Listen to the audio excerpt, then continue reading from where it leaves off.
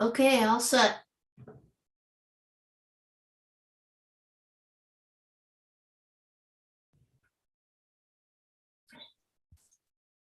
Good evening, everyone. We'd like to call this meeting to order. As always, we have a lot of discussions and extremely relevant and important topics to discuss. I want to first thank you so much, Barb, for setting us up. Thank you so much for our esteemed guests for joining us, and thank you for all the members of the committee, and in particular, our students. It's always so great to see you all, and in particular to dispel this myth that young people were not going to make 2 summer meetings. And I was one of them. I wasn't sure if that was going to happen. So I'm so glad to see you all here and super engaged. The first item in our agenda is our usual check-in.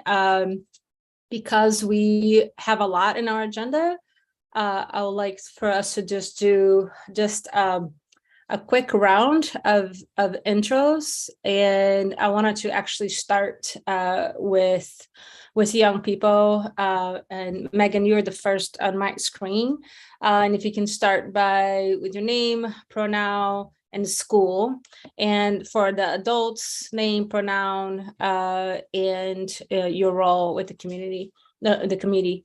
Now, motto, Ananda, she, they, and I am the co-chair along with Gordon. Megan, I'll pass it to you, and then you pass it to somebody else.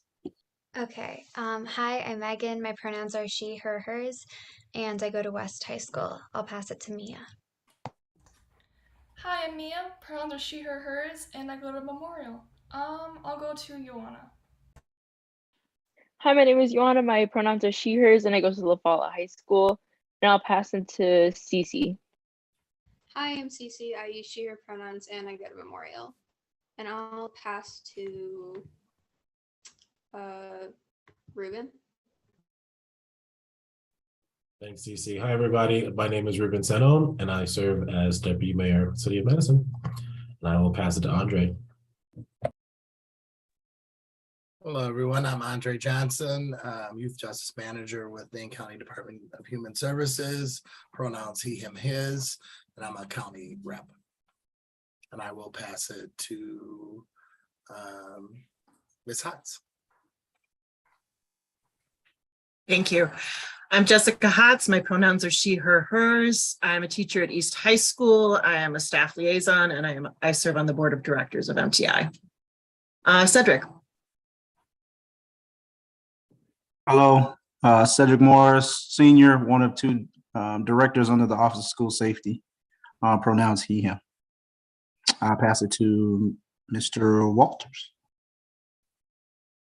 My name is Julian Walters, pronouns he, him, his, and I'm just a committee member, stakeholder in the community.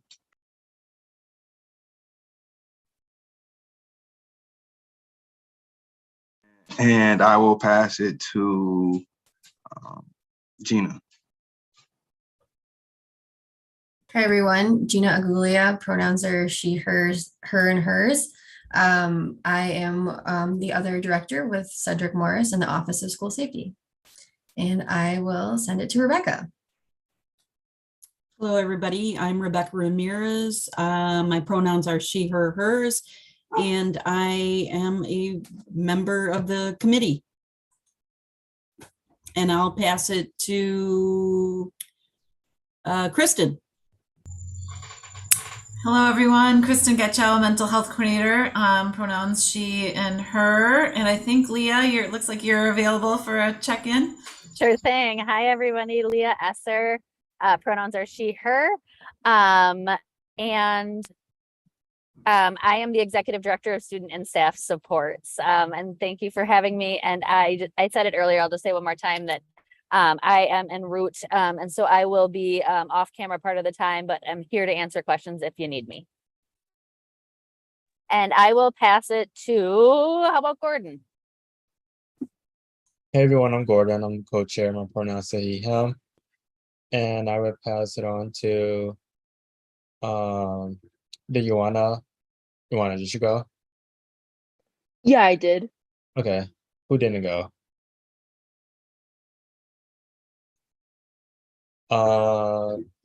Okay. Mr. Jones. Hi, everyone. My name is Mike Jones, pronouns he, him, his, and I am president of the teachers unit for MTI. And I will pass it on to Dana. Hi, my name is Dana Palaban. Pronouns are she, hers. I am the ED of the Rape Crisis Center. And I don't know who is left. So I think Mari. Hi, I'm Mari Hansen. My pronouns are she, her, hers, and I am a parent liaison member. Anybody else left? Did we? I think we're good. Okay. Yeah, thank you so much, everyone. Let's move to, the next item is approval of minute meetings, and that's not complete yet. So let's move to item 4, which is a continuation from an amazing presentation that we had from Gina Agulia and Dr. Kristen Goodshaw and Dr. Leah Asser. And thank you so much, Cedric, for joining us for a continuation of that conversation. Into the board docs, there are a couple of slides attached to it. So if you have missed that, you can take a look at the slides. I had an opportunity to check in with our Mmsd board president, Ali Mudro, and talk with her about how much school safety in regards to physical safety and school shootings have been so much a part of these conversations. And every time we bring a guest in, we ask for them to take a look at some of the recordings, because we have had a lot of discussions and there's been a lot of questions around protocol and around communication and around response. And I want to lift up a couple of really key items, and I want to bring in the voice of my co-chair, Gordon, for any additional content. One of the couple of things that we have heard really clear from a student perspective and from a parent perspective is and from a staff perspective is the challenging in getting timely information when there is guns or a sight of a gun or firearm inside of the school. I'm not talking about knives. I'm not talking about pocket. That's not what I'm talking. I'm talking about a firearm in the schools. And we had folks from communication share their perspectives. We have had lots of conversations. I want us to center this conversation. I really hope and invite everyone to center this conversation on the needs of young people. But I will share the story. I was a parent at La Follette, and this has happened to me, where my daughter texted me that there was a lockdown in school, and she did not know what was going on. I posted on social media to find out what's going on. And it wasn't until probably 30 minutes later, after, of course, you stop working, you stop doing everything you're doing, because now you're just waiting if you're going to the school, if you need who you need to call, and I'm texting everybody, I'm texting other parents, and then we did not know what was happening. And in fact, there was a gun in a school, and then we did not know until the end of the day what had happened. And I just be really honest, and I love to hear from young people, and what I have heard is similar, is that as a parent, that is too long. 20 minutes is too long of a wait. I think there's implication, a learning space, having an unsafe learning space, and having an unsafe work place. for our educators. I think those things have been lifted up. I think the other piece that I want to bring is the intersection of mental health in our protocols. Whether it's our protocol is wait 20 minutes until we have accurate information, whether it's our protocol is to say X, Y, Z and wait for certain things to happen. The impact of that, like I know that a lot of kids did not go to school the day after.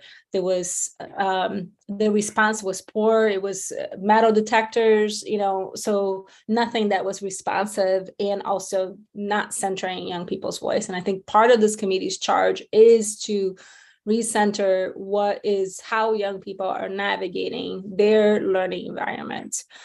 So I'll stop here because I feel like I already took a lot of space. Gordon, I want to bring you to this conversation. I know you have internet issues, to lift up anything else as far as themes that are coming up that you have been hearing from young people. And then I want to pass to Gina and Cedric to see where they would like to start this conversation, this follow-up conversation. Yeah, I would just want to say from, young people and also for some of our stakeholder groups that we need to have some type of strict practice in place where, principals all across the board know what to do in the event of these events, and one that everyone should have to follow because, operating on autonomy hasn't been working. I mean, we see that already, right? And also to this, further discuss what you said with the communication time lapse. So I think what's another thing that's important is how often we strictly enforce the frequency of these drills, because in slide 17 of the Office of School Safety ad hoc presentation, evacuation drills supposed to occur once a month, which has been done. Shelter twice annually. I haven't experienced that in a while. Hold and secure twice annually and lockdown once annually. From the youth, a lot of us have said that we have not had a core red drill, or a lockdown drill in since earlier part of middle school. A shelter drill that was once or twice, and they were just putting your head down in a little position, in a corner in the hallway, which is okay, that's fine, but we haven't had that in a while either. And then hold and secure, it's been mixed. So some of the youth said their high schools have experienced the drill. Some said they haven't, and we might need to do some more confirmations on those parts. But generally, if we can't all come forth and say we have experienced these drills, and then that's a problem. So from the stakeholders side of it, I would just say that what is being voiced on the grounds level is being ignored from the higher level. And that's just as simple as it gets. So we just need more effective communication, especially with school staff when these events happen. We need to ensure that these frequency of drills is happening all across the levels, and that in the end, that we get rid of that, the autonomy approach when it comes to principals handling these events. So that's all I have to say. Thank you so much, Gordon. Gina, Dr. Esser, Dr. Goodshaw, and Cedric, where would be a good place for us to begin this follow-up conversation? Because we can also just open up for additional questions from the group too, as a place of starting. Yeah, I brought my notes from last meeting, and I think that the word that kind of keeps coming back from our last meeting is this need for growth, and growth in the areas of communication, in the areas of transparency and feedback and debriefing, making sure everyone understands the standard response protocols.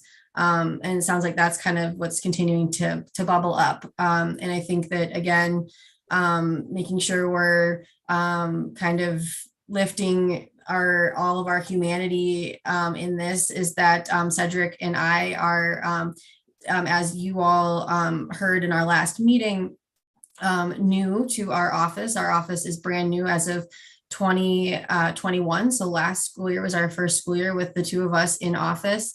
Or in the Office of School Safety, and that has been this intentional shift to really be moving things into a different direction. So when you talk a lot about stuff that's happened in the past, I know how incredibly traumatic and confusing some things have been, and we are wanting to honor that and those and what has happened and what impact that's had on all of you as staff and as students. And then we also want to move forward and we want to have growth. And so, we are really looking forward to making sure that we're doing things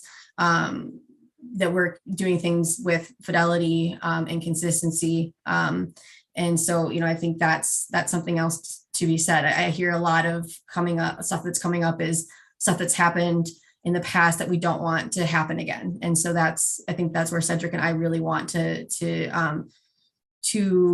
instill that we are moving into a different direction with our office, one that's really focusing not just on physical safety, but social emotional safety, and really looking at all parts of safety from proactive and preventative to responsive, and how we teach action oriented responses to any kind of hazard in the building. And so I just think, I just wanted to kind of put all that into the air. I don't know if anyone else from either Cedric or Leah's department wants to also to speak, and I'm fine answering questions, but we can we can go however you want to go. Cedric. I'm sorry. I just wanted to add, well, first of all, thank you for the invite. Sorry I couldn't make it last time. And as Gina said, I will piggyback off what she said as far as, our office being new, and then, trying to go into a different direction or headed in a different direction. But I also think that meetings like this is definitely important, right? It's important for us to get the feedback so that we're listening and hearing what young people are saying, as well as our stakeholders in the community, so that we can pivot if we need to, right? So we just want to make sure that everybody's voice is heard, everybody's feelings, and continue to operate and move like that. But I thank you for allowing us to be in this space, and I'm here. Yeah, thank you so much, Gina and Cedric, for kicking us off. I wanted to see if, well, let's just pause here for a minute, just because I think there's already some things bubbling up, in particular to what you said, Gina, around the timeline. Because what is so exciting about this committee, and I feel so humble to be one of the co-chairs, is that these are one of the most an extraordinary sample of students that are extremely engaged. This is also a sample of staff that are very engaged, and there's a sample of parents that have been very engaged, and their stories are not dissimilar to how I have experienced when my daughter leaving the district only a couple of years. So, but I think what's important is to make sure that those stories are colored and they are shared. So I don't know, Gordon, if you have anything else, or if we should open up to young people for some questions. Yeah, let's open it up to young people for questions. And let's make sure that in answering of the questions that you try to be concise as possible, because we are running short on time as always. Joanna. Gordon, can I ask a quick question? Just because I think you had a question, Gordon, in your summary that I want to just state if it's out there. Joanna, is that okay if I just ask that to make sure? Gordon, were you asking some questions about what our plans are for drills this school year? I felt like there was a question embedded in your summary earlier on, and I just want to make sure we didn't lose that if that was already kind of on the table as a question that's out there.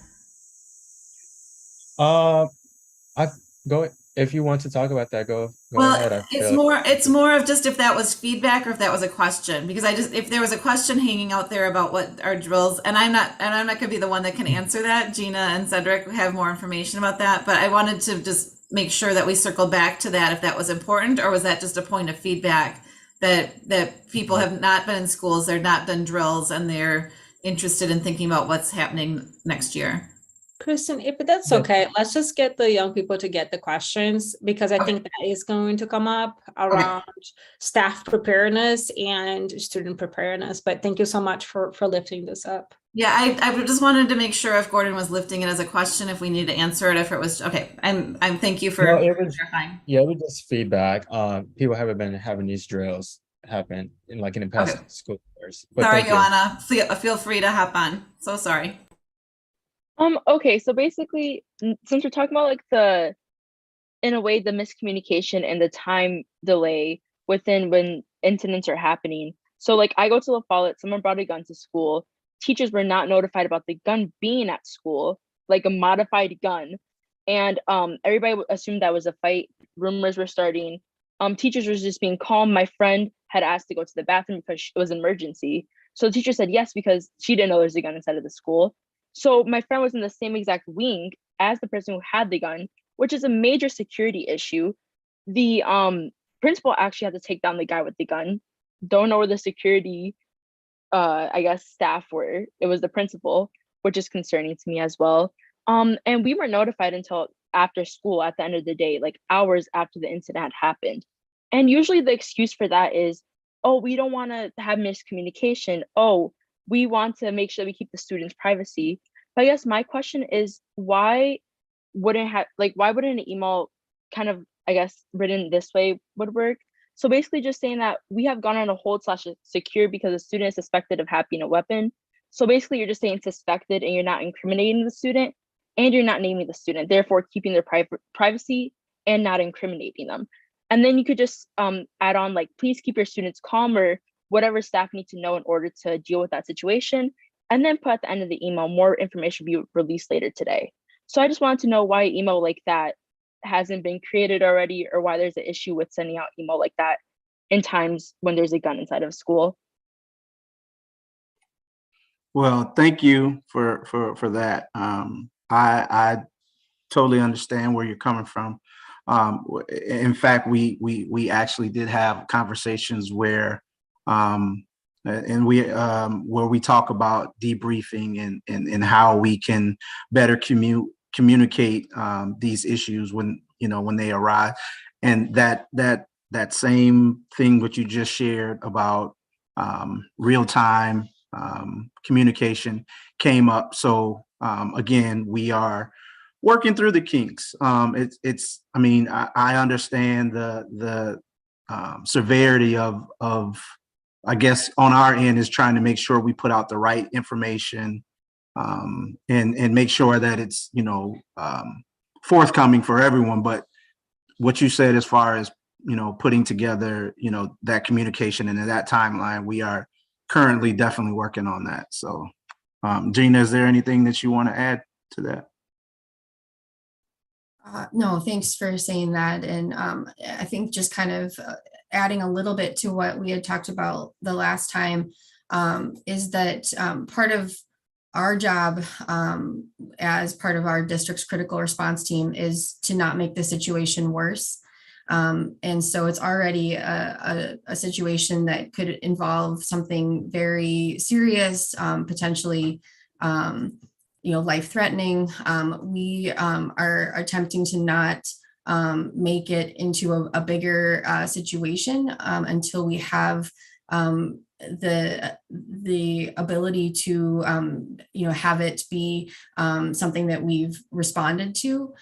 So if there are times where if you think about it, if we were to share that there may or may not be a weapon in a building because we aren't sure, first of all, we're creating a lot of anxiety and a lot of stress before we know what's going on, and that's going to cause lots of people to go to communication, to social media. We don't want to make it into a more stressful and more potentially dangerous environment for all of our staff and students.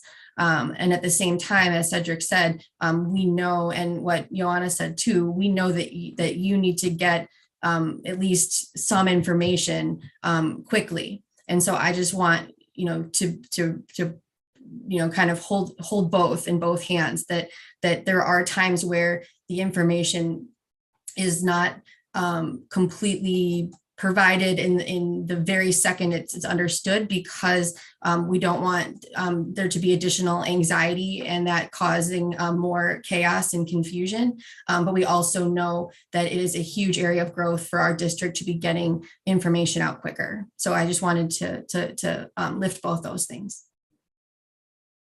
Thank you. So I have two questions. The first is just a yes or no, and it's for Gina and Cedric. If there was, let's say hypothetically speaking, there was an active shooting event in a district office, would you two want to know what was going on in that moment? Yes or no? Absolutely. Okay. Gina? Yeah, active shooter in the central office Yes. Doyle building. Yes. Mhm. Okay. So teachers feel the exact same way. So does custodial staff, so does every other staff member inside the building. That's exactly what we're getting at. We understand like you don't want students to know right away. We're asking if staff can know right away. I asked the question because sometimes someone might not see the perspective unless they're part of that situation, right? So my second question is, well, hey, Gordon, though, I just want to make sure we have the difference, though, of a possible weapon in a school versus an active shooter. Those are two different things. I just want to know. Yeah, I'm sorry about that. What she wants to know, there's a possible weapon then in your workspace. Yeah. The answer would change. So okay. Yeah, no, I feel like you're I'm sorry, we just pressed for time and you're like, everyone is running on my time too, and I'm trying to get this out, Okay. Yeah, no, this feels very different than the last time, but yeah. Thank you, Gina. Going. Okay. Ms. Haas, do you have a question? I have a comment. I really think, and I think I said this before at a meeting that you were not, but this is a total lack of respect for staff not to tell them that they can't handle something. You're saying that we can't know, and because we'll get anxious. We're always anxious, we're teachers, but moreover, we get anxious when we know that we aren't going to know. We get anxious when we hear about it after the fact, and we know that, oh, this could be happening and we would not know. So don't say this is about preventing anxiety from staff. It's not. We are anxious when we find out after the fact that we weren't trusted to know. Sending out something that we could have a situation is something staff needs to know. We don't need to be handled like that. We deal with this stuff every day, hands-on, every day. To say, oh, we shouldn't know is really disrespectful. I know your intentions are good, but it's really disrespectful to say, oh, we're just trying to keep, anxiety down. We need to know in a more timely fashion. That's all. Thank you. Yeah, I'm gonna call on Megan and Gina. I heard your comment under your breath around the tone. I mean, I think last time you all were here, you were presenting, right? You're sharing. Nothing that you're hearing so far is different than what we have already discussed. And I'm sorry if this feels new to you, but this group and these young people have already shared what Gordon shared and what Joanna already brought up, a serious concern around them having this critical communication and also staff having that critical communication. So I'll pass it to you, Megan and Joanna. Yeah, so I can understand why you don't want students to really know. Students spread rumors, they gossip, they can post on social media. I kind of understand that aspect, especially because that's just common. We're kind of teenagers. That's what we do to a certain level. But I think it's much more concerning to me that staff don't know, because staff are the ones that go through the training. They're the ones that are supposed to know what to do. And I understand that there is a difference between having an active shooter and a suspected weapon in school, but there is that possibility that something could happen. And what Joanna was saying, where their friend went to use the bathroom and they had no idea that that was a possibility, is terrifying, just because honestly that could have happened anywhere with the lack of communication we have at this point.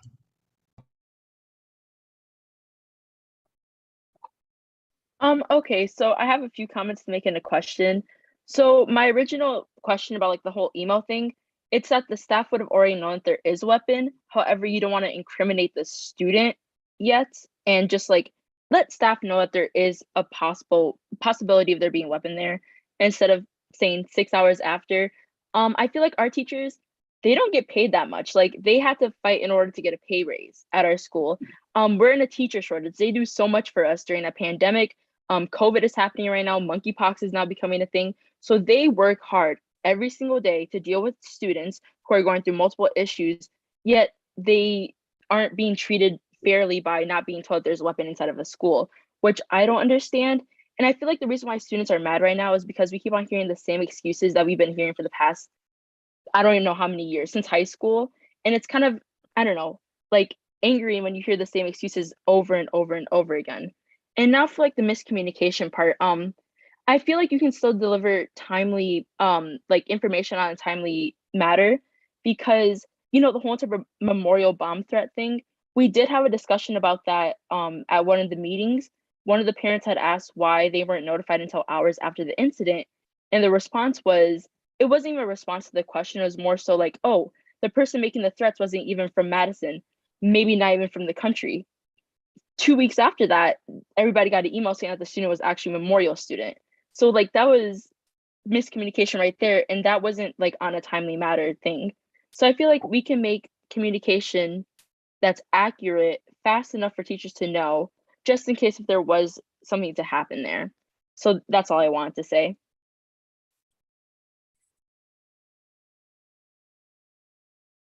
Thank Joanna, you. did you had a question too? Or... Oh, sorry, Gordon. Oh yeah, my bad. So basically, what are you guys planning on doing this year in order for this issue not to happen again? Because then a lot of parents will be mad, more teachers will be mad, students will be angry, and I don't know, just like we need to fix this issue at hand instead of hearing excuses. Absolutely. I really appreciate everything that's being said. And I by no means meant to say anything that could be,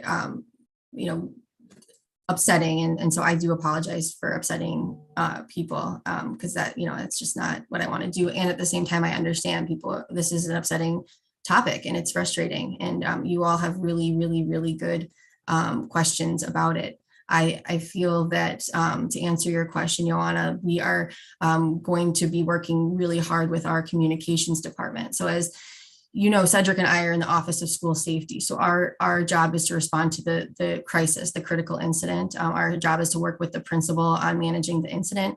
We need to work much better and more integrated with our communications department, which were some of the people you met previously, so that we can be getting that communication out timely and effectively. And so again, that's why I was kind of saying like holding both is this idea that it's just so important that we are working closely together so that we can get you information quickly. Because I think if Cedric and I are dealing with a critical incident, but then the communication department's doing dealing with something else, that's where we get these communication lags. So that's one thing I can commit, is that the work that we're going to be doing to be much more aligned with our communications department so that we can ensure that stuff's getting out quickly. That is a promise. Thank you, Gina. Julian?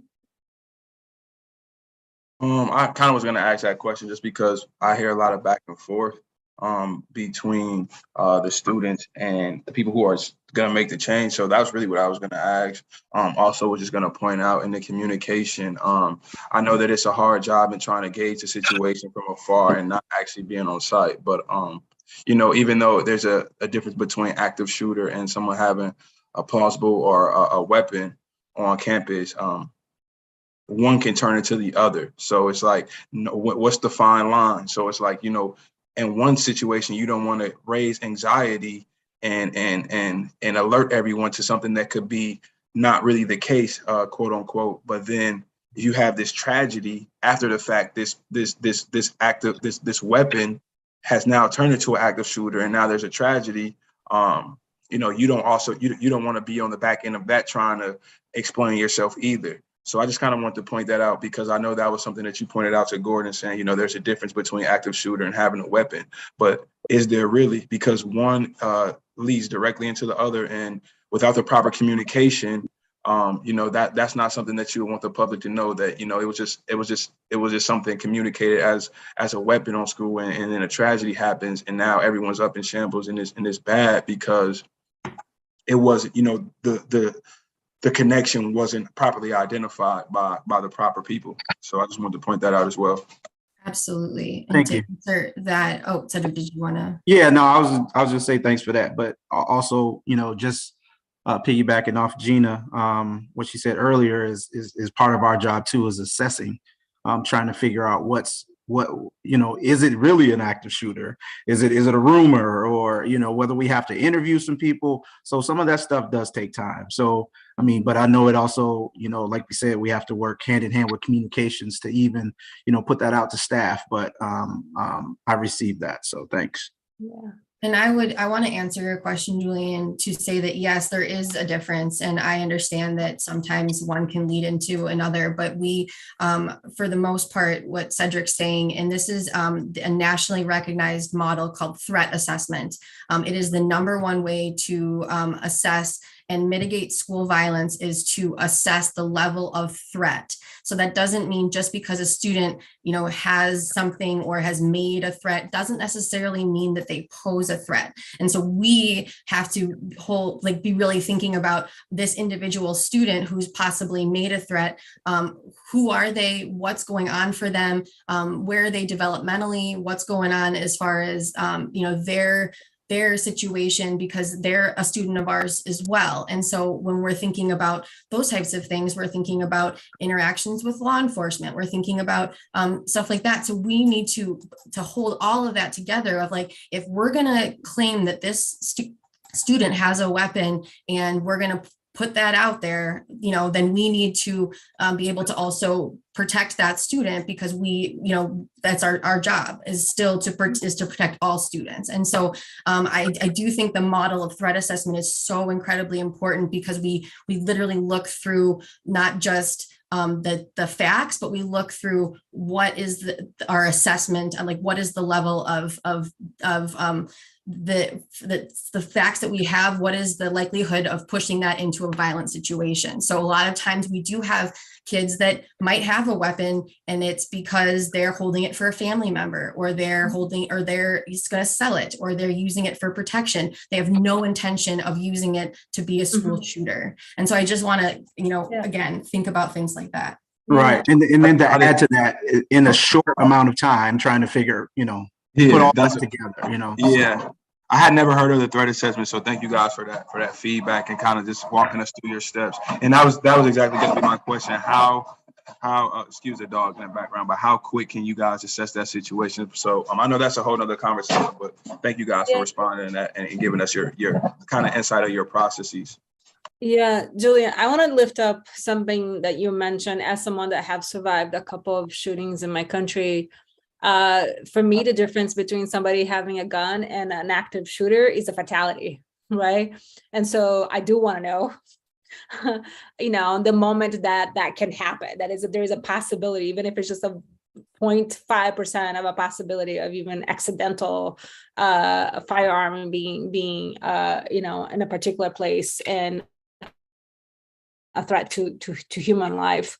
I think, Gina, I appreciate the risk assessment, and I think this group understand and heard you at the last meeting. I think what I'm hearing folks share is this intersection to say whether is someone holding a gun for somebody else, or somebody that forgot in their backpack over the weekend, or somebody that actually is bringing to cause harm to somebody, or somebody bringing to defend themselves. I know all those things and way more things are possible, and there is a different way to manage all of them. I think what I'm hearing young people say and staff say is that they don't want to be in the way of your assessment. Nobody's questioning you all's assessment. People just want to know that an assessment is going to happen. Right. So I love Ioana. You wrote an email about like, this is a simple email. It's two sentences. And maybe the third sentence is we're currently evaluating, our risk assessment is underway. Please be patient. Give us. I think there is as someone that has navigated this personally and has also navigated as a parent, there's something about having the trust that you know the information that matters, right? So even if the information, if all there is 2 sentences, it's like just to know, like, yes, as soon as they know, they're going to let us know, and we're going to be okay. Because if there was something else, they would have already did XYZ. That is, to me, that, it. And I love that there's mental health folks here, and I'm looking at you, Rebecca, too, that there is that for me, it's the same thing, right? In my brain, my anxiety, but my response is the same.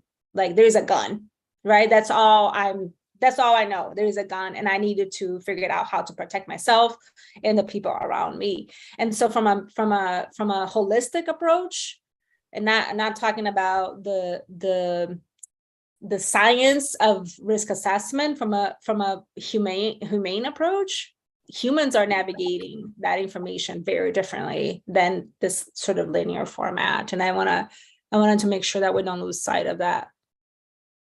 Okay, so Mike.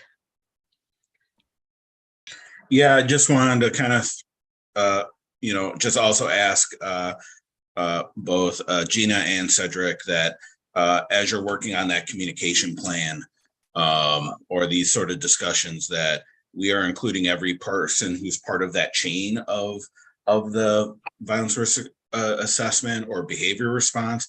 Just as someone who PBIS coach, was a dean, has dealt at multiple buildings of when students either have weapons or have made threats on social media, and we have to do those sort of assessments. Sometimes your school psychologist, your counselor, your social worker, your PBIS coach, your dean, your school security, sometimes they're left out of the loop, or they're not really kind of given the freedom to have those processing discussions, because sometimes they're the ones who are processing with the students who are particularly triggered or traumatized and need space. Because, what I'm hearing a lot of tonight is a lot of still unprocessed trauma from previous experiences, and we're all bringing that into this space, right? So, and not feeling satisfied with not given the space to process, because a lot of times the day after a gun incident or someone's found with a weapon or something like that, it happens, it's just assumed we just go to business as usual. Meanwhile, our scholars and our staff are still thinking about that incident, are still trying to work that through, still having that discussion, still thinking about it. And it just leads to, my experience, it leads to even heightened emotions long after the initial incident, because there's no space to even process it, because we're just like, well, on to the next class, or on to time to do this test, or what have you. So I just wanted to kind of lift that up as we're discussing improving the communication piece, is that security, deans, coaches, student services, who are usually the ones who are working also closest with the students who are in those tier 2, tier 3 sort of experiences, that they're also the one, or maybe even staff who are particularly triggered with anxiety, that they're part of that communication plan too, because they'll probably be doing the most communicating in that in those sort of scenarios, along with classroom staff. So just my 2 cents. So my question is, do you guys have a scaling system? So for example, as was, it can shift from just having a gun to becoming an active shooter pretty quickly, right? So do you, in this assessment of threat, like, is there a scaling system? So like, one is there's a weapon in the building, and it's not being, we know it's in the building. And if a scaling system is like, all right, we've been able to get the weapon into the principal's office, I still wouldn't want to be sending students or teachers or anybody into the principal's office until it's secured. So is there a scaling system that is a part of the threat assessment so that we can meet both of those issues of assessing the threat and keeping people safe? I think Joanna, if I know there's a gun in the building, but it's a scale 1, I still might not give permission to my student to go use the bathroom. I say right now, let's just stay in until I get an all clear call. So that's my question. Is there a scaling system that helps gradiate those different levels of threat so that teachers and staff and students can respond appropriately? Yeah, thanks for that, Rebecca. The scaling, there is no number system or scaling system, but you are very familiar with the suicide risk assessment. And so it is similar. The threat assessment is very simple. It's a 5+1 model, which they look at the specificity, viability, means, lethality, focus, and leakage. Leakage also, it's a kind of a weird word, but it relates to communication and how a plan's been communicated. So we do a very quick assessment of the specificity of the threat, the viability, how viable is it, the means, what are the means, lethality, are those means lethal, the focus, where is the threat focus, how generalized or how specific is it, and then how is this potential plan or threat or violent act being communicated out. And this is something we train all of our school-based critical response teams on. But again, I say all that, and also what everybody's saying is also very true. You need more information. You need to know what's being done, and we're not disagreeing with you at all on any of that. So I just hope, I want to answer your questions, and I really want you to know that we hear you, and we want to make sure that we're doing things differently. Megan? Yeah, Mr. Jones and Ananda kind of made a point that I would like to kind of add on to, which is like those 2-sentence emails really do make a difference, because like at the end of the day, lockdown or hold, like it's still, there's one teacher and there's 20 students locked in a classroom together, and they're all in the same situation, regardless of who is in the know and who's not. And I think just the idea of a teacher getting an email and saying like, okay, we may not know a lot right now, but we're working on it. We're actively we're trying to make a difference. And that feeling of like, okay, they haven't forgotten about me.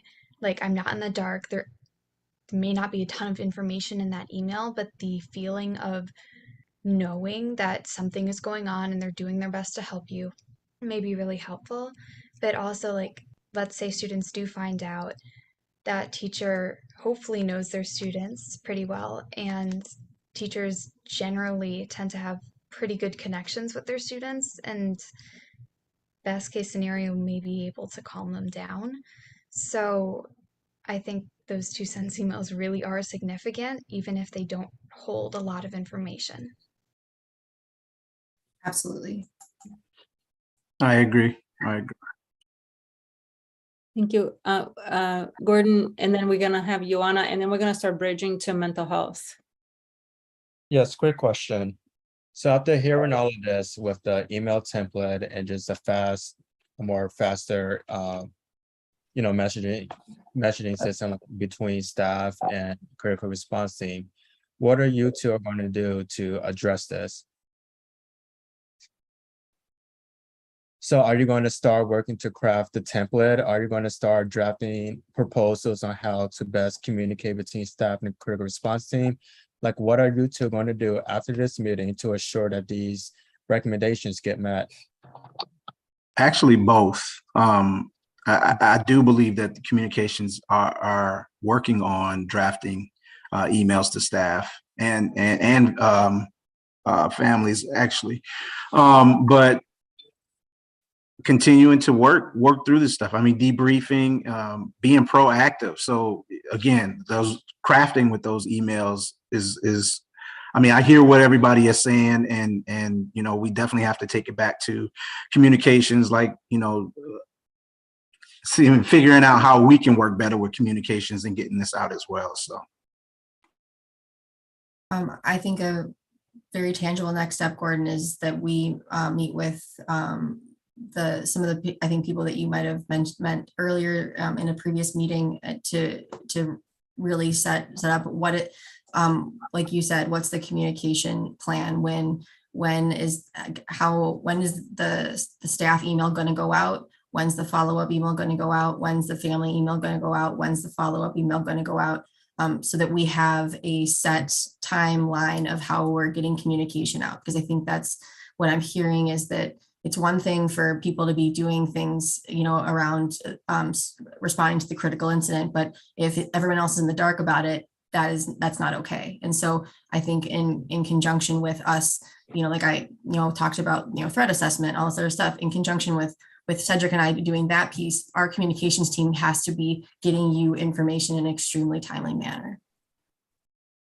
Okay, thank you. And in a previous meeting, it was discussed that there's already a quick alert that the critical response team gets from the senior administrator at the school. Couldn't you all just use that same template that's used in a messaging system in the email? It's just a yes or no. I don't know which messaging system. Are you talking? Okay. Remember, is it? Okay. Okay, never mind. But so thank you for what you just said, but let's just get this out the way. I mean, it's not what we're just asking for, an email template that all administrators can use when these events happen. I understand threat assessments take a while. You want those timely updates, but from the initial start of the event, we just need staff members to know in the school that there's a weapon in the building. All the other things that comes after that, you can roll it out as you see fit, but at least let the people who are in there whose lives are being at risk know that their life is at risk right now, okay? That's all that we're asking. All right, we're gonna go on to Joanna next. Yeah, I'd have to agree with what Gordon just said, just because like how I said earlier, how much teachers are going through right now and how much work they put into their jobs and the teacher shortage and just everything. They definitely need to know ASAP if there's a weapon inside of their school. And also I came up with that idea. I just want to hear your guys' thoughts on it. What if, well, I hope not that this year there won't be any incidents like that again. But if there is, what if we did a mid-year report where I would create a survey, or I'd have someone else, an administrator, create a survey, send it out to students, parents, and staff, assessing how well the critical response team and communications department did with those events happening at the school year. Therefore, you guys could have accurate, I guess, opinions from a whole community perspective instead of just the people at this meeting right now. So you guys could then look back at your at the data, assess what you need to do better, and then make those changes. Like, would that be a good idea? Or Absolutely. I don't know. I just want to hear you guys' I opinions love on it. it. I love it. And That's a actually, great idea. Jan, I have a question. You're currently still at La Follette? Yeah, I'm gonna be my senior year this year. Wonderful. Congratulations with that. But also definitely, let's connect, because I would want to try to connect you with one of the school-based critical response team staff members, just to put that out so that I think that's a wonderful idea. Thank you. And Joanna, also, I know you kind of quickly, I just didn't catch it quick enough, but kind of rattled off some like good points of what you'd want in an email. If you could also send those to us, that would be great. One of the things, thank you, Gina and Cedric. So what, again, I'm like smiling and happy and a bit teary about this amazing young people that we just get to work with. But Cedric, beyond like, let's just touch base, like what we have discussed at what came up at the last meeting is like, have like interns, students that actually get credit or stipends for their work, right? It's not just like a one way. It has to be something that is also giving students, the validity that what they're navigating, what the extra mile that they're taking to share those opinions means to us. So yeah, that's my little recommendation there. Yeah, no, I love that. I just want to be careful with what I can say yes to. And say no to. I got it. Mari, and then we're gonna start bridging to mental health. Yeah, I just wanted to ask, Gina mentioned lethality as being part of the risk assessment, and this is probably a little bit in the weeds, but I wondered if maybe you could give an example of like what sort of, like what would be considered more lethal and less lethal, because as a parent, I think if somebody has a loaded weapon, like that seems like the potential to be lethal. So I would like to know more about the scale of that particular aspect. And it is a training, so it's not I rattle it off quickly because I've done the training so much, and I hate to just throw a bunch of things at you without allowing. I'd love to provide, maybe we should be providing training for the same trainings that we do for schools for families. I think that would probably be a really good idea as well. Yes, a loaded gun would be like Rebecca had mentioned, we don't use a scale, but we do use a kind of like it is kind of like a Likert scale of like how lethal. And so yes, a loaded gun would be in our high section, whereas if a student made a threat that they were going to bring a nuclear weapon to school, that's also lethal, right? But that might not be very plausible or very realistic. So then it lowers down. So we kind of track it, kind of like as we go through each section of what's so something could be lethal but not very realistic, or it could be very realistic but maybe not lethal. Like I am going to poke your eye out with this pencil. Again, not necessarily lethal, but very specific and real. And so again, I know we're all pressed for time, and I don't want to take up too much more air. I would love to, I guess, share in more detail how we go about assessing, but it really does, all of those factor in together, and that's how we kind of move up and down, low, medium, and high for a threat. Okay, thank you. Great, thank you so much. So let's just start stitching the mental health aspect of that. And then I'd like to start out by already bridging very clearly what we've been navigating over the past few months nationally around school shootings, and that could include preparedness of our staff, preparedness of our students, and also response. So, we talked about already some, incidents that has happened over the past year. How are we supporting our students? How are we supporting our educators in the building in the aftermath of those? Gordon, anything else that you want to add to this context as a follow-up to the mental health perspective? From what I know is that, staff wellness is often, left out. So we might need to discuss how that can be incorporated to the district's mental health plan, because, if educators and all of those around our students aren't mentally okay, then how can we expect students who feed off of them to be okay as well? And then aside from that, from a student perspective, like what can we do to not only increase the accessibility to school psychologists and other external mental health resources, but also to how can we create an environment where people feel comfortable enough to, communicate about their wellness as a whole. But that's all I have. So Ananda, should we open up for questions? Yeah. All right. Or Dr. Esser, Dr. Goodshaw, would you like to start with any remarks around those two pieces?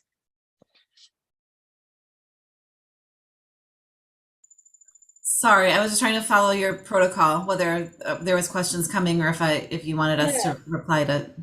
Yeah, so this meeting is really to because most of the meeting last time was presentation. So this meeting was set up for additional follow-ups, and in particular to lift up some of the themes that have emerged over the past few meetings. I think mental health of young people during this beyond COVID pandemic, but the pandemic of violence in schools and shootings coming to the national news in a regular basis.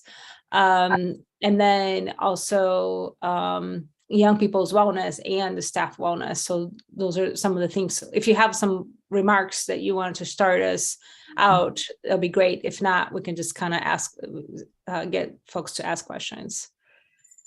Well, let me just start by saying I think they're great questions and ones that are on the forefront of my mind and my team's mind all the time. And so, Gordon, thank you for lifting those. I think staff wellness is a huge issue, and it's one that is going to have to take shared responsibility to figure out our way through. I think it's easy to say that there's sort of short-term solutions like an employee assistance plan.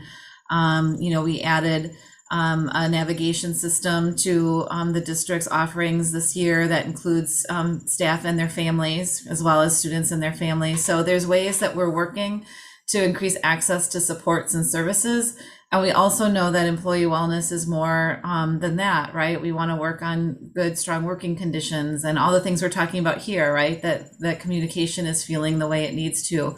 So it's an incredibly complex topic that's going to need many of us working together at the district level and within schools, right? It's across multiple layers, and if we only kind of go at it from kind of a surfacey level, we're all going to remain frustrated. So it's something that's going to have to kind of continue to be addressed and to figure out a working system across multiple complex systems. But that's not to say we shouldn't keep at it. Gordon, your point about staff wellness is 100%. I absolutely agree with you. And then the questions about kind of continued access to supports. I certainly am centering referral systems as part of every conversation that I have around mental health. Is that if people are not aware about who the people are in our buildings that can offer supports, and how we make sure that school staff, students, and families know who they are and how they access them, our work remains invisible and not used the way it should or could be. So Gordon, I 100% agree with that. And I think we've got some work to do. And I think we mentioned last time that I think that that's part of where we need to really turn to students to hear what's working so far and the many places that's not working, and where there might be some ideas for us to move forward. And I'm happy to take more questions from here.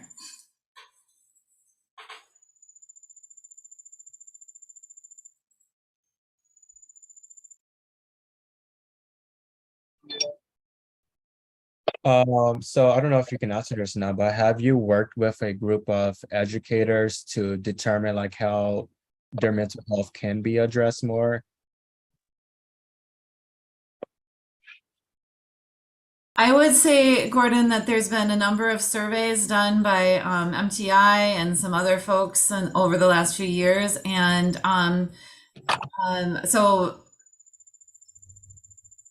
So So I mean, here's my answer is that yes, I have, and is also not currently part of like my job ownership or responsibilities. So where I feel like I have a portion of the answer and I want to be part of the solution, I doesn't currently like. I'm not the one that's going to be able to like completely move us through into that. So I think again we do have a cross-functional team that is meeting soon, and we need to do that. So I think when you sort of like. I think the you is part of the confusion is like who is taking ownership of this issue and who's going to help move it forward. So yes, we all should be getting information from our staff, and we need to figure out part of the initial part is to figure out who we are at that level so that we can make sure we're resolving the problem in a way that's sort of thoughtful and managing the multi levels of where we need to head with that. So sorry, it's a non-answer, but kind of deliberately that we need a group of us to really tackle this larger situation. Yes, I agree, and thank you. I just wanted to know, like, where that was at. But I'm glad to hear that you are getting, educator voice as part of this, and that you are partnering with MTI on that as well. Mr. Jones? Yeah, I just wanted to confirm, since I've had discussions with Kristen and other people in student services, that those conversations are happening. So, it's not lip service. One of the things we've talked a lot about is structure, and I'm just trying to segue into the discussion around like student services and funding and things like that. Some of it is a structural problem that we need to all address as a community. Right. And some of that involves just doing some of the basic things, such as honoring contracts and honoring people that we're bringing in community groups, because I think there are community groups that still haven't like gotten their contracts taken care of with the district, which is like, a real issue if we're going to talk about building real community partners and having more spaces like this where we have student-led and student-centered experiences that can bring into like accountability, like what all the adults are doing. So like having these sort of spaces and using this as a model. I'm not doing this to kiss butt, but just to say, like, I think it speaks a lot that we are kind of addressing them, but I think there are some significant structural issues because they all impact each other. Just like, we've spent the last hour discussing behavior response and how the lack of communication impacts students and staff. I think that's something similar in terms of when we're talking about mental health. I mean, student mental health is really at our center, but we also know you need staff mental health in order to support the students through the mental health, because you can't have one without the other. So yeah, I mean, that's my long way of saying we are working, but I think I also want to encourage us to have conversations like this and for all the students to hold this accountable and to do kind of like what Joanna was suggesting, like surveys, but then also, are we coming back together and are we actually going to hold those surveys and the surveyors accountable for that? Are we actually going to move it? Are we actually going to put funding into our next budget? Or are we just going to kind of provide some suggestions for them to go in a drawer and then everyone ignores it? So like, so I just wanted to encourage, y'all to just keep holding us accountable because we deserve it. Yeah. And Mike, I actually have a follow-up question for you. One of the things that we have put in our action grid was communication of the rollout of staff wellness. Do you feel like that is happening currently, or what are some of the opportunities that are happening there?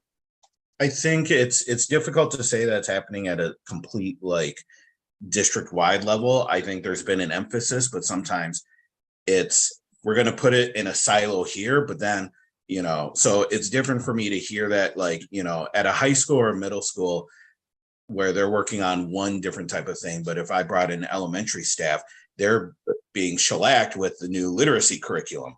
There's 2 different literacy curriculum that are being implemented, and literacy is one of the cornerstones of what we're doing. So mental health is sometimes kind of seen as a well, we'll deal with mental health once we get the kids to read, sort of thing. And without seeing them as, you need both to be functioning. We need multiple things to be functioning at the same time. And I think that was one of our things that we also observed last year. And I think, we heard that from our students too. We came back from a long, extremely long pandemic and breaks, and it was like, let's get into this AP work, as opposed to like, let's sit and talk and see how we're checking in with each other. So I think it's happening at some schools. I don't think it's happening at others. And I think some of that goes to our structures, but that it's also not something where I can point a finger and be like, it's all this person's fault, because I think that's just the way our structure goes, because our structure prioritizes numbers and test scores and drilling the hell out of our kids to, jump through certain hoops, as opposed to seeing them as whole human beings, and I think experiences like this is ways we can move away from that sort of system. Yeah, thank you so much. So I want to bring something that happened early on in our meetings around students' mental health. Again, I'm going to say the same thing I said to Gina and Cedric. These students are the most it's an amazing sample of the most connected students in our district. And we have noticed a large gap on what the district is doing to what they actually know the district is doing. And so you can have the most amazing 5-star mental health plan and wellness plan, but if young people don't know that that's happening, or how to utilize, or how to access, or they're not utilizing, and to Joanna's point, we don't have this accountability measurement to even know where communication is happening, and then students are utilizing that and what is not, then the program means not much. So I'm curious, Lee, I see your camera is off, but Dr. Gusha, if you can speak to this communications to young people and to families around what are we doing, because I know that there's a huge investment over this past couple of years in mental health, but if nobody knows, we can't access, we don't know. And I don't even know, honestly, like how much teachers know what is available for families. And I'm seeing some nods. Kristen, I can jump in first to start, and then I'll let you get into some more details. The thing I think that is important to reinforce here is that we actually see this as similarly, we see this as a need. Kristen and I have been having conversations with our communications department and others, trying to figure out how to more comprehensively and accessibly talk about our mental health strategy. And so that is top of mind for us, and how we get that out to folks in digestible chunks, in accessible ways that's there when they need it. So that is an area we are working on. And are going to continue to push into this school year. Additionally, we are centering student voice on our team as we think about next year, and looking to center the student advisory type of structure, recognizing the demands of young people and not wanting to just take up their time. We need to figure out what that will exactly look like so that it's a reciprocal relationship. But we really want to have that youth voice. And I think that will be a way for us to start to understand how to better get this message out in our community. Kristen, if you want to jump in for the rest, go ahead. Yeah, I think the only other part is just to say that when I have an opportunity to talk to school staff, it is on every single opportunity that I have to be in front of school staff, is to say that this is an issue, and I think there's a number of approaches. One is that I can start by raising it as an issue, and then really saying, service team members, whatever you think you've done in the past, it hasn't been enough. So what can we think about doing differently or more? And also recognizing that we're all in a space where what might have worked historically isn't working now, because, we all are kind of struggling with COVID brain and overload, right? So we have to communicate differently and more, and again and again. So I think it's a number, it's about type of communication, And then I think, the idea of figuring out if it's landing and getting more feedback about if it's landing versus just if it was done, I think that's a really important idea. That is another next step. And then I think there's this combination of like what we can do at the district level to support schools, and then also that schools know schools best and know what their routes of communication are, that they can kind of use at each school. So I think there's some things that we can do at the district level, but then also how can schools learn from each other about the pieces that are working well in their own culture. You all know how you best communicate with each other and do that kind of work. So a combination of what we can do at the district level and then support schools as they're, taking this idea and running it with them as they know, again, being experts in their school and their community. Yeah, thank you. I'm curious if there are any questions for Dr. Gusha or Dr. Esser around mental health. Yes, I have one. What are your three, top priorities to address this school year? If,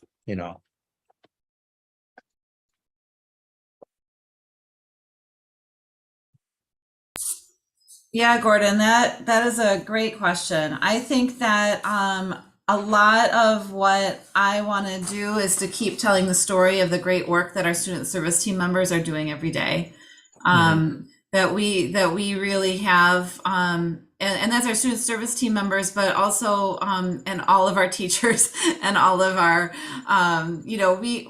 our work is best done in relationships, and that is done on different levels with all of our interactions, and that's really where the key of the work is to really honor those relationships and honor those experts that are in the schools every day. The other thing that's really a priority for me is to reframe some of this conversation, because I think that mental health is being framed by the media as something worrisome and scary. And there are concerns, but there's also a lot of stories about resilience and how do we build wellness, not just kind of manage what people think of as the disease or the concern, right? So I really want to reframe our conversation. So maybe that's our number one. Really highlight the great work that our folks are doing every single day. And then I really think that there's a lot of conversation. My third point is probably similar to what you're all talking about, is to make sure that people are really aware of what's happening and what the referral pathways are. There's a lot more that's embedded in that, but those are really some of the main things that we're really working on, is to make sure that we're utilizing the resources that we have out there, and the people are aware of what they are. Lee, are you thinking about others? I just wanted to add the importance of, as we are able to fully staff our schools, our other priority really is ensuring that our student services staff are able to do their job to the extent humanly possible, versus other responsibilities such as lunch supervision. So we're balancing that tension right now, but we're really pushing forward on that as well. Thank you so much. Yeah, this all sounds good, especially, with the vacancies, happening, all, the whole crisis at that level. But I really do appreciate you too for, sticking this through and be willing to improve on the plans and etc. So thank you. Another word you're going to say? I was just going to say that, I think it would be great before we have a mental health committee, just being proactive. I mean, your work has grown significant and the need has grown. I don't know. There's no number that I can think in my head. It's like infinite. So thinking about how you're bringing and centering the voice of young people, how they're navigating at the high school, the middle school, and the elementary level, how parents, in particular parents that have been historically and institutionalized, marginalized by our district, or don't have deep connections with our districts. I think about families that speak that speak other languages. How do we do some more of that proactive work, so we're not a year and a half here and then we're having this conversation about all the things that we could have done different if we're just hearing those amazing young people. So thank you both for being here. Gordon, does it feel okay for us to move to our next agenda item? Because we're like in a little bit of a time. Yeah, I think it is. What do you all think? Yeah. Okay. So we have on item 5, there is an attachment to a draft action grid. So in that grid is Gordon and I's best thinking of what you all have shared up into, I think, second to last meeting. So of course, a lot of things came up with this last couple of meetings. We wanted to make sure that that gets updated. If you have something very specific feedback, you can, go ahead and send it to Barb, but ideally, talk, in this public format about each of them, in order for us to be ready to send recommendations to the board. Excuse me, I'm sorry. Yes. Is it okay for staff to depart the meeting at this point? Oh, yes, please. Yeah, let me just do this better. Thank you so much, Barb. Cedric, Dr. Esser, Dr. Gottschalk, like any final words from you? Or Gina, any final words? No, I just wanted to say thank you. This was actually an eye opener for me, but I receive it and I appreciate the space. So thank you. I also just am really humbled by all of you young people, and I want to make sure that we're uplifting what you're saying. So thank you. Thanks, everyone. Appreciate you. Thank you all. And then in the recommendations, part of what's informed the recommendation is also part of what folks are hearing from the ground, in particular the stakeholders. So I want to give you, Dana, an opportunity to share what's coming up for you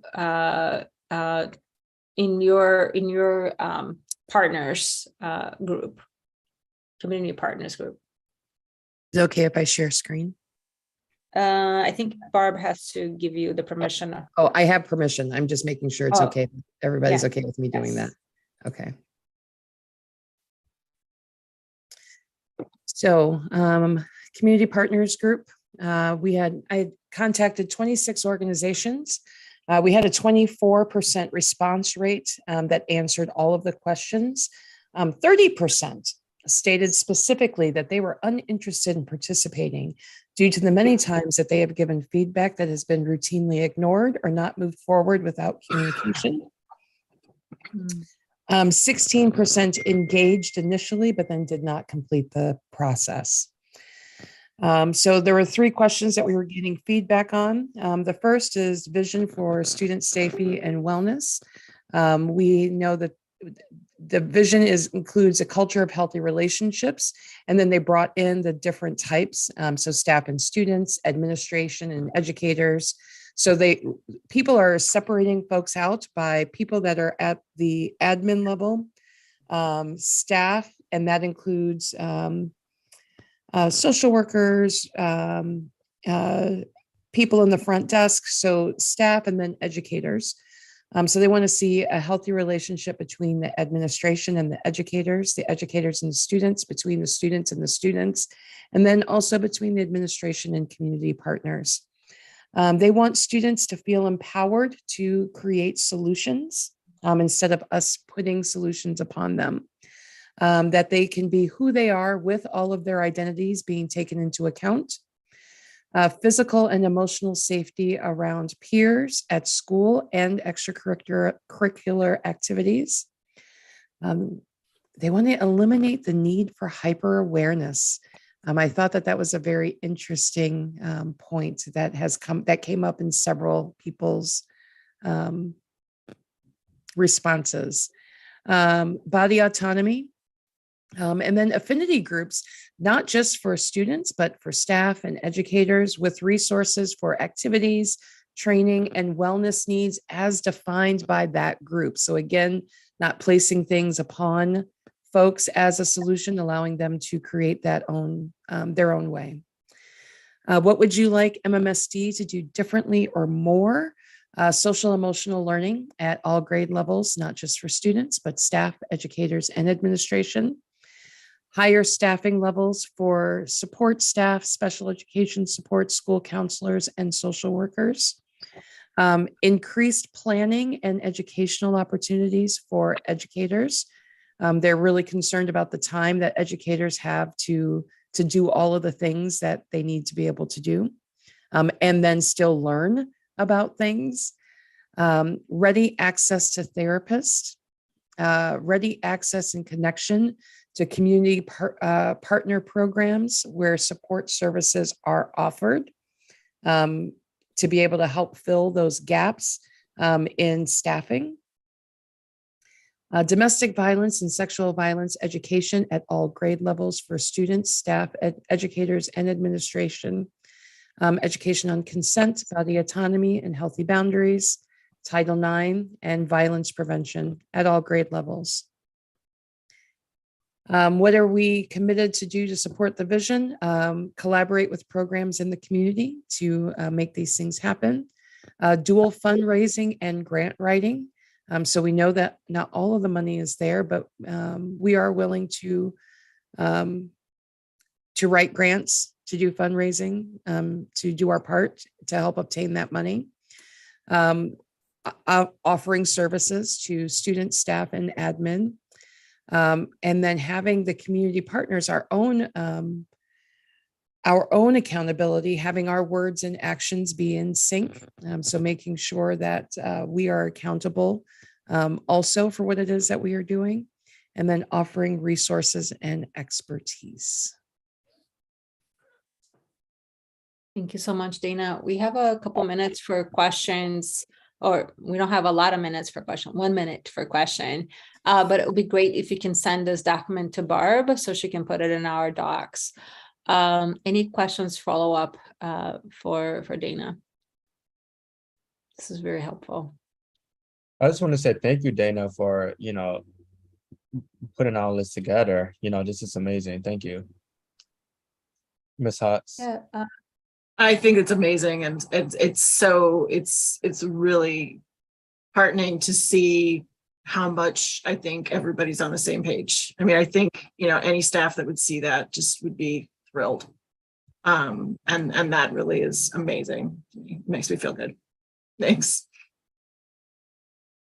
Ananda, were you going to say something? Oh no, I'm just gonna pass to Ruben.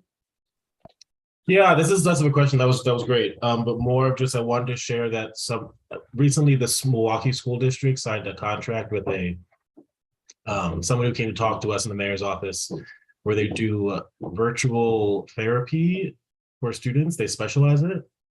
And so I wasn't really sure, like it was a really recent conversation. I haven't really figured out who to talk with, but they were interested in our school district. And so if that's something we want to talk about in the future, or if they were willing to come in, I can send the one-sheeter to Barbara, and then she can send it around, and then we can talk about it, because that access to therapy seems like one we can get off the list. Yeah, thank you so much. I think it'd be a good information to send it to Dr. Esser too.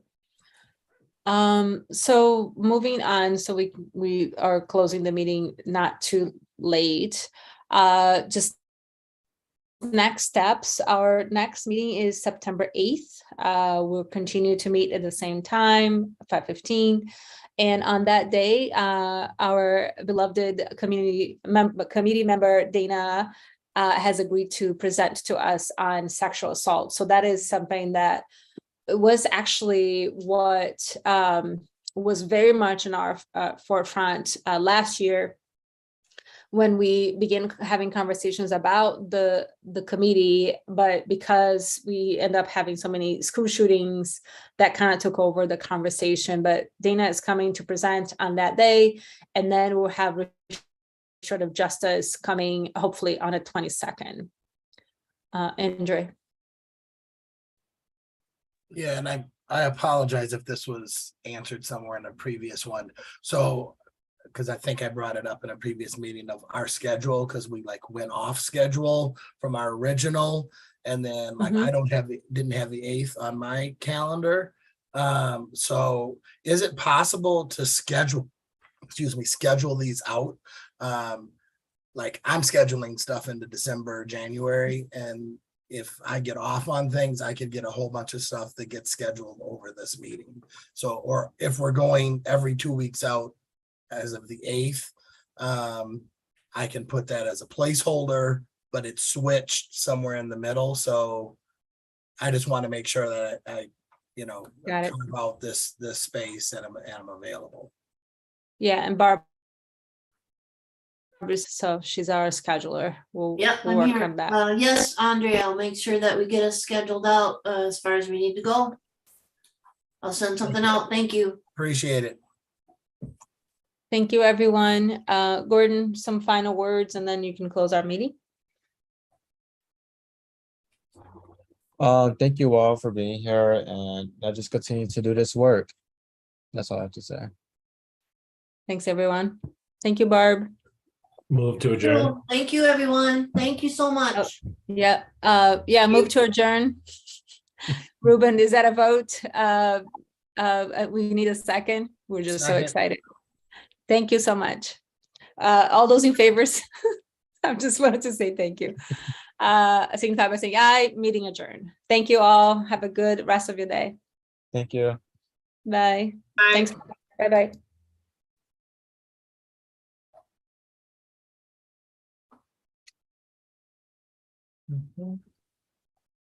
Okay, one moment. I'll be right with you.